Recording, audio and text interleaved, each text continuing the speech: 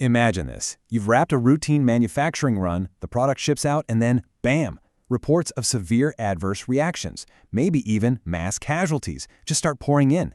And when the dust settles and you do the investigation, the root cause isn't even a failure on your own production line. Nope. It's a falsified starting material that literally slipped right through your receiving dock, all because it was disguised by a forged piece of paper. It's a terrifying reality in the modern pharmaceutical industry. Welcome to The Explainer. Today, our core mission is protecting the supply chain and mastering the rules of outsourced activities. Okay, let's dive into this. We're basically going to construct a literal chain of trust today. We've got 5 steps on the agenda. 1. The burden of responsibility. 2. Qualifying your suppliers. 3. Ironclad quality agreements. 4. Ongoing supplier monitoring. And 5. Defending supply chain integrity. Right into Section 1. The burden of responsibility. Let's figure out exactly who is left holding the bag when things inevitably go wrong in an outsourced setup. I really want you to let this quote sink in. You can contract out the work, but the responsibility stays with you. Seriously, if a patient gets hurt because a contract lab botched a test or a contract manufacturer completely skipped a step, you can't just throw up your hands and say, "Hey, our contractor did it." That is never a valid defense. And why is that? Well, because your authorized person is still the one certifying the final release. You own the product, which means at the end of the day, you own the outcome. So there's this really distinct split in duties between the two parties. As the contract giver, you don't just hand over a recipe, cross your fingers, and wait for the finished product. Now, you have to actively assess their competence, ensure their GMP compliance, and actually approve the results. The contract acceptor, on the flip side, has to physically have the capability to do the work, follow your agreement to the absolute letter, allow you to audit them, and, this is huge, they absolutely cannot silently subcontract the work out to some random third party. The bottom line, they do the physical work, but you've got to provide that active, continuous oversight. Let's test that concept real quick. A contract lab reports that an out-of-specification result was just a simple lab error on their end. So who holds ultimate responsibility for the release decision?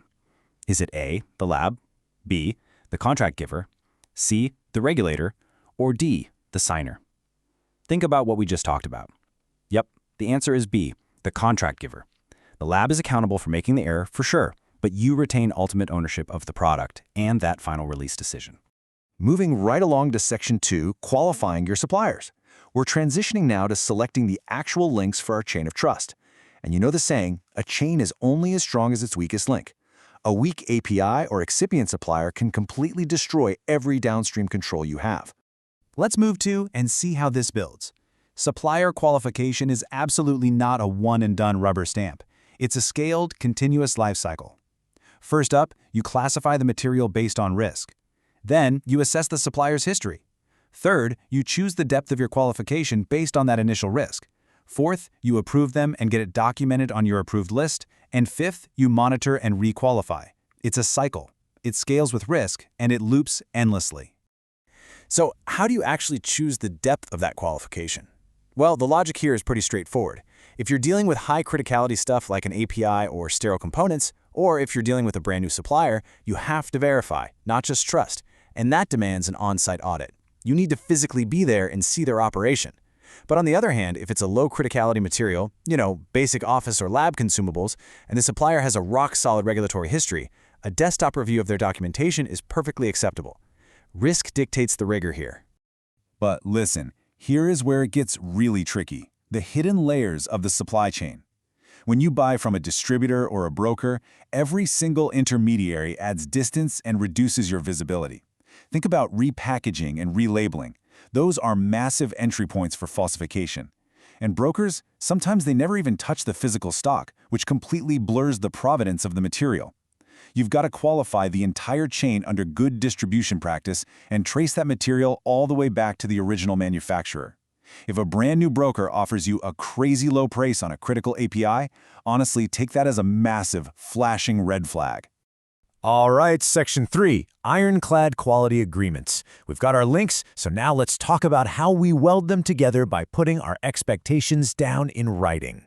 Listen, a quality agreement is not just some static legal formality where you haggle over pricing and delivery dates. It has to be completely distinct from your commercial contract. The quality agreement governs all good manufacturing practice matters. Think of it as a living, breathing GMP control document that has its own change control and needs regular review. The absolute heart of this agreement is what we call the responsibility matrix. Basically, you list out every single GMP activity and you explicitly assign each one. Is it the giver, the acceptor, or is it a shared responsibility? You make sure there are 0 gaps and 0 overlaps. Both parties sign it, and boom, it goes right into the quality agreement. Building this matrix is so crucial because it removes all the ambiguity. It guarantees that nobody is sitting around just assuming the other guy is handling a critical safety check. Which brings us to Section 4, ongoing supplier monitoring. Because let's face a harsh reality here.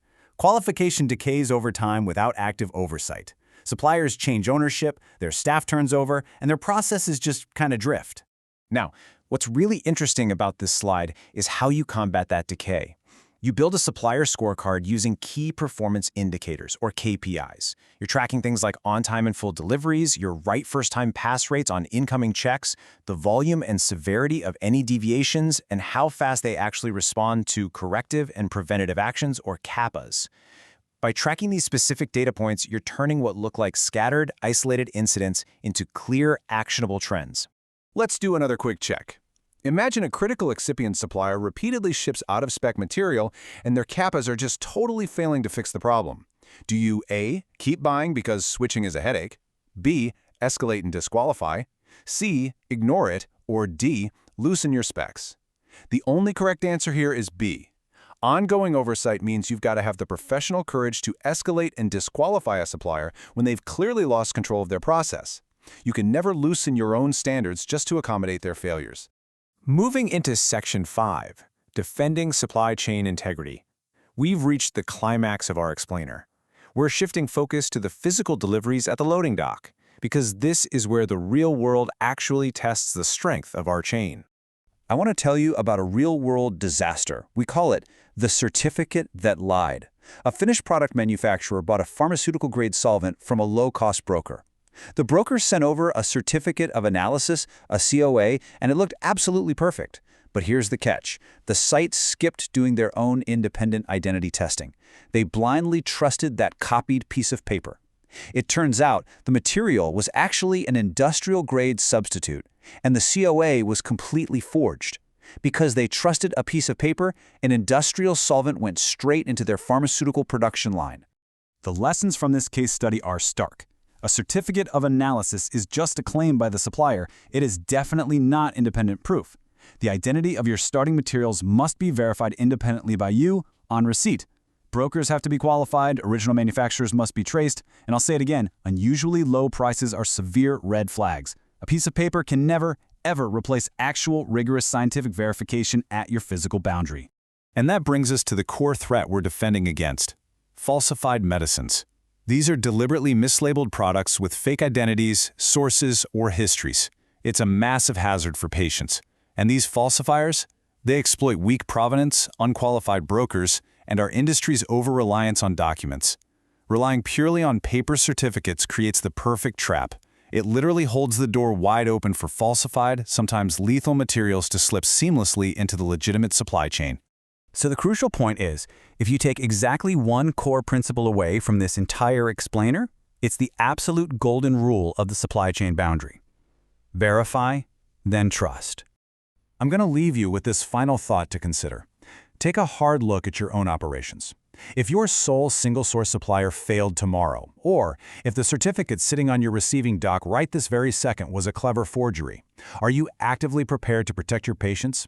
Or are you just blindly accepting the paper trap and hoping for the best? Think about it. Thanks for joining me on The Explainer, and keep those supply chains secure.